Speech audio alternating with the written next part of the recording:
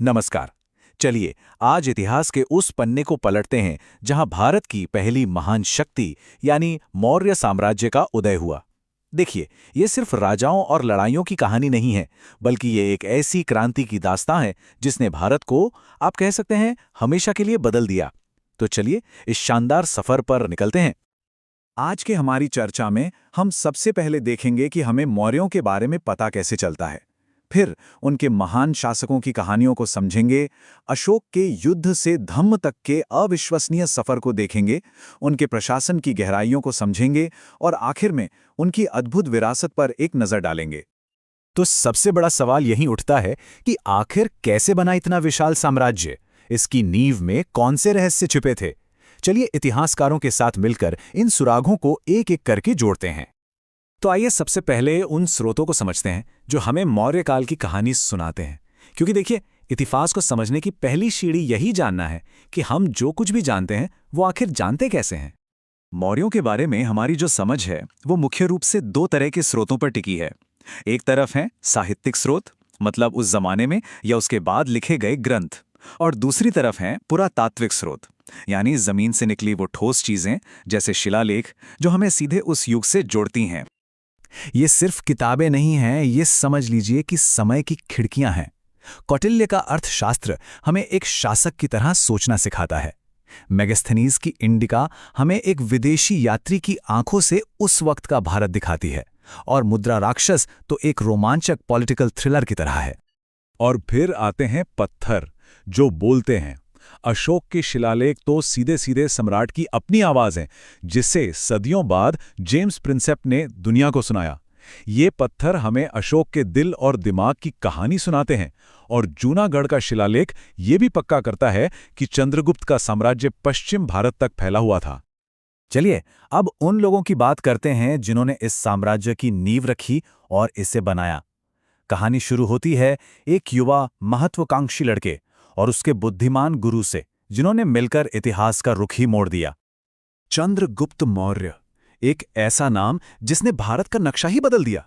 चाणक्य के दिमाग और चंद्रगुप्त के तलवार ने नंदों का तख्ता पलट किया और सिकंदर के उत्तराधिकारी सेल्यूकस को भी घुटने टेकने पर मजबूर कर दिया। लेकिन सबसे बड़ा आश्चर्य तो आखिर में था, जब इस महान सम्राट ने राजपाट त्याग कर एक जैन साधु का जीवन अपना लिया।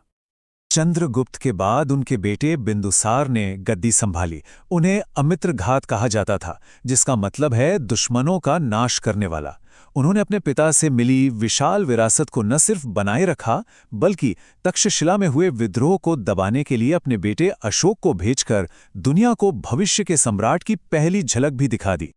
अब हम उस शासक की ओर बढ़ते हैं जिसका नाम भारतीय इतिहास में शायद सबसे ज्यादा सम्मान से लिया जाता है। एक ऐसा सम्राट जिसने युद्ध के मैदान पर सब कुछ जीत लिया और फिर शांति के रास्ते पर अपना सब कुछ समर्पित कर दिया।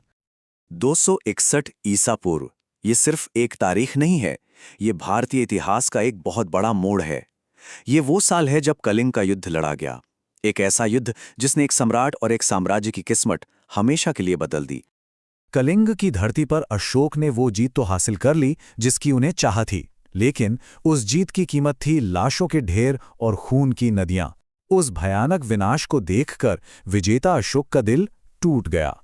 इतिहास में शायद ये पहली बार था जब किसी सम्राट को अपनी ही जीत एक हार की तरह महसूस हुई। और बस यही वो पल था जो अशोक के जीवन का निर्णायक बिंदु बना।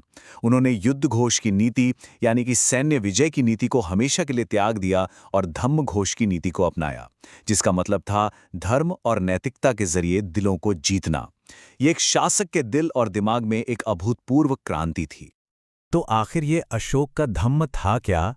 देखिए, ये कोई नया धर्म नहीं था, बल्कि इंसानियत का एक सरल नियम था।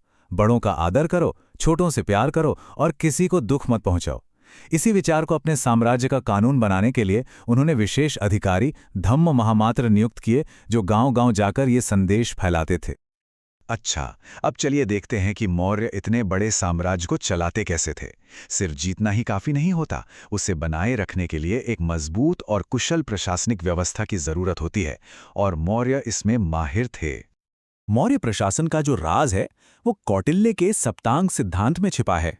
इसे ऐसे समझिए, जैसे एक शरीर को काम करने के लिए अलग अलग अंगों की जरूरत होती है, ठीक वैसे ही एक राज्य को चलाने के लिए 7 जरूरी चीजों की जरूरत होती है।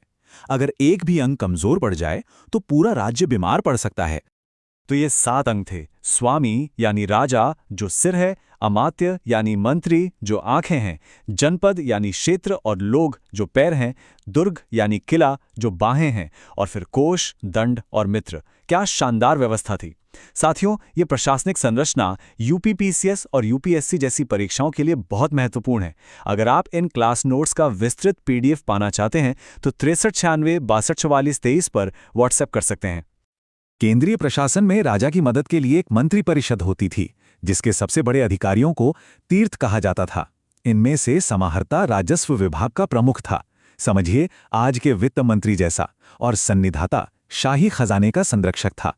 ये एक बहुत ही संगठित नौकरशाही थी। उनकी सेना जितनी शक्तिशाली थी, उतनी ही चालाक उनकी खुफिया एजेंसी भी थी। एक तरफ सेना का प्रबंधन करने के लिए अलग अलग समितियां थीं, तो दूसरी तरफ गुड़ पुरुष नाम के जासूसों का एक पूरा जाल बिछा हुआ था, जिनकी नजरों से कुछ भी बच नहीं सकता था। चलिए अब शासकों और प्रशासकों की दुनिया से हटकर मौर्य साम्राज्य के आम लोगों के जीवन, उनकी संस्कृति और उनके अर्थव्यवस्था पर ध्यान देते हैं।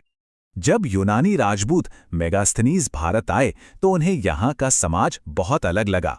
उन्होंने जाति के बजाय काम के आधार पर लोगों को 7 वर्गों में बांट दिया, जैसे दार्शनिक, किसान, सैनिक और कारीगर। ये हमें एक बाहरी व्यक्ति की दिलचस्प नज़र से उस समय के समाज को देखने का मौका देता है। दास्ता के मुद्दे पर हमारे पास 2 अलग अलग राय हैं। कौटिल्य अपने अर्थशास्त्र में 9 तरह के दासों का जिक्र करते हैं, जबकि मेगास्थनीज कहते हैं कि भारत में दास प्रथा थी ही नहीं। इसका एक कारण ये हो सकता है कि भारत में दासों के साथ व्यवहार यूनान की तुलना में कहीं बेहतर था, इसलिए मेगास्थनीज ने शायद उसे पहचाना ही नहीं। अर्थव्यवस्था की रीढ़ तो खेती ही थी, लेकिन मौर्यों की असली पहचान उनकी कला है। आज भी सारनाथ के शेर गर्व से खड़े हैं और सांची का स्तूप शांति का संदेश देता है। उनका लकड़ी का महल तो इतना शानदार था कि बाद में आए चीनी यात्रियों को भी यकीन हो गया कि इसे इंसानों ने नहीं बल्कि देवताओं ने बनाया है। तो आखिर में सवाल यह है कि आज हम मौर्यों से क्या सीख सकते हैं।